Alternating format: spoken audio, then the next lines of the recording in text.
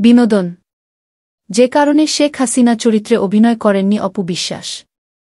শেখ রাসেলের আর্তনাদ নামে একটি ছবিতে মাত্র ১০০ টাকা পারিশ্রমিকে চুক্তিবদ্ধ হয়েছিলেন ঢাকাই ছবির নায়িকা অপু বিশ্বাস।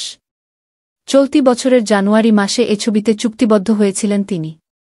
ছবিতে বাংলাদেশের সাবেক প্রধানমন্ত্রী শেখ হাসিনার চরিত্রে অভিনয় করার কথা ছিল অপু বিশ্বাসের। তবে দেশের পরিবর্তিত পটভূমিতে এই নায়িকা দাবি করেছেন অনেক আগেই ছবিটি থেকে সরে এসেছেন। এ ব্যাপারে কিছু জানেন না তিনি। সেই সময় ছবির পরিচালক সালমান হায়দার বলেছিলেন এই চরিত্রে অভিনয়ের জন্য অপু কোনো পারিশ্রমিক নিতে চাননি। নামমাত্র ১০০ টাকা দিয়ে তাকে সিনেমায় যুক্ত করেছি। অপু বিশ্বাসও তখন বলেছিলেন সিনেমাটির গল্প শুনে এক বাক্যে রাজি হয়ে যাই।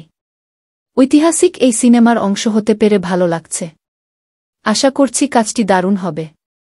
শুটিংয়ের জন্য প্রস্তুতি নিচ্ছি।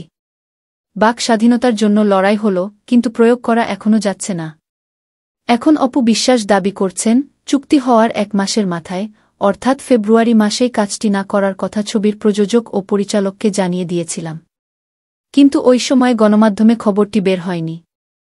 হলে হয়তো আরও আগেই আপনারা জানতে পারতেন। তিনি বলেন চুক্তির পর কিছুদিনের মাথায় দেখলাম ছবির প্রযোজক পরিচালকের কথা ও কাজের মিল নেই।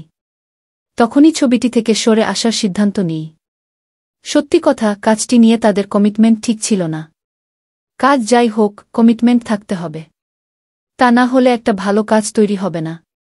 ওই সময় তারা কাজের কথা বলে মিথ্যা বলেছিলেন, কাজটির পরিকল্পনা নিয়ে মিথ্যা আশ্বাস দিয়েছিলেন।